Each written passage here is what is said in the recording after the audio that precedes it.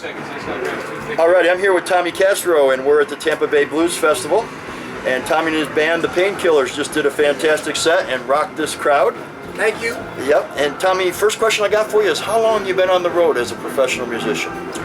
Well, I started this band roughly 20 years ago, and I was out with a band called the Dynatones for a couple of years before that.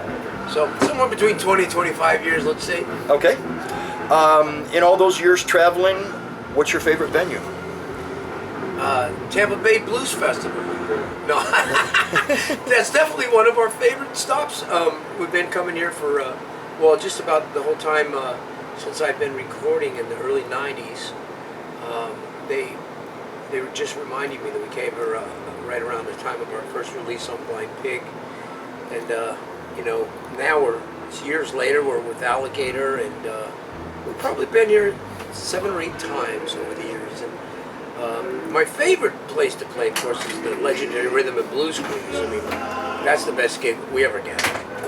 It's I think that's the best gig anybody gets. It's just an amazing thing. You're there for a week. It's a week-long event. You get to have a little bit of a vacation. You get a little bit of hang time with your friends and other artists. You get to see all these different people play that maybe you never would get a chance otherwise. 25 top blues bands on the ship, and then they treat you like a king. I mean, you really are in deluxe accommodations, and it's an amazing way to spend a week. And we'll perform maybe 4 or 5 times that week.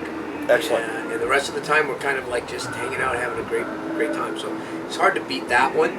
A lot of great venues around the country, though. We're very fond of Kalamazoo State Theater, and also the State Theater in Falls Church, Virginia. And back home, it's got to be, the Fillmore, probably the Fillmore Auditorium. Awesome. Great room. Who's your favorite band to tour with? Wow, B.B. King. Okay. Very good. If your entire music collection got wiped out, what would be the first CD that you bought? Well, it'd probably be the best of Ray Charles. Just kind of I would just get there you go. All the Ray Charles in one there you packages go. I could get. Living or dead, somebody you've never played with, who would you like to jam with? Living or dead? Yeah. Wow.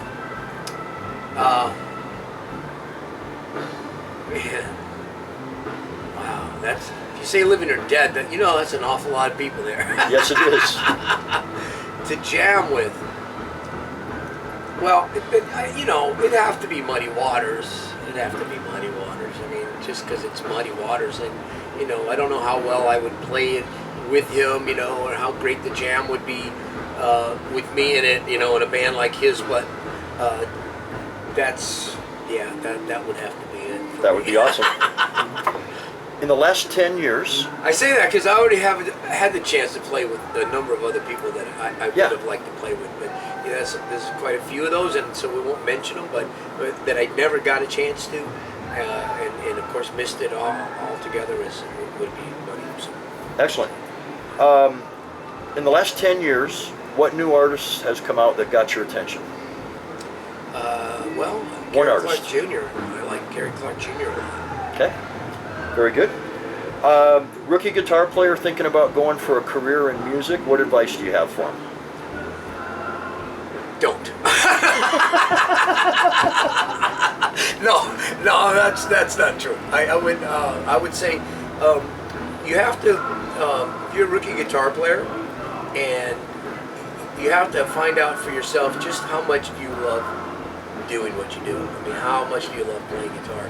Because you got to be willing to, you shoot for as high of goals as you can imagine. Dream your dream. The reality of the music business is you don't know where you're going to actually wind up on the food chain. And you should be willing to be,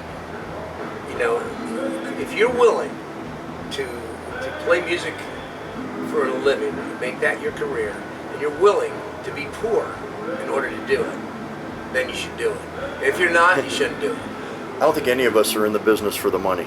No, But I mean, and good luck to you, and set your goals as high as you can, and make the best of it. I mean, I'm way overpaid from what I started out wanting out of this deal, and so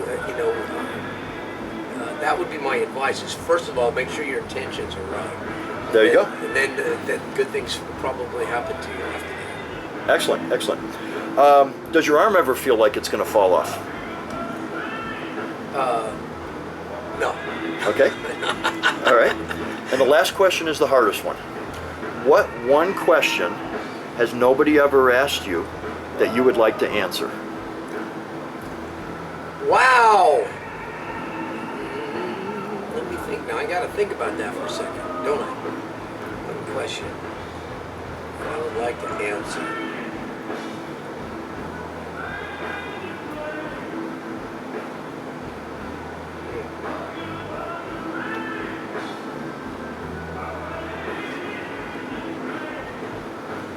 Man, I don't really have one.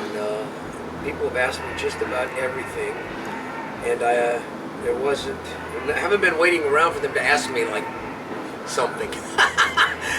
What would you like to tell everybody? Okay, so without the question, I would like to tell everybody really that I am completely amazed that I have the honor and privilege to make the music that I want to make. I mean, I make exactly the kind of records I want to make. Thank you, Alligator, for allowing me to do that. And I go out and I tour around the country and some other countries, and I play music that I love, that means something to me, and I couldn't possibly do that without somebody out there being interested in coming to the shows and buying our records. And so I want to tell everybody that you have no idea how much I appreciate all of you showing up and supporting us all these years. So then the question would probably be, what keeps you inspired? Yeah. And that's the freedom to... What am I grateful for in this business? That's a good question. Yep. You know what? I don't think anybody's actually asked me that. So that's the question. There you go. We worked our way back to it. Not the first time that's happened. Tommy, thank you so much for taking the time for the interview, and we wish you the very best success in your continued career. Thank you, man. You're welcome. You're welcome. All right. Enjoyed it.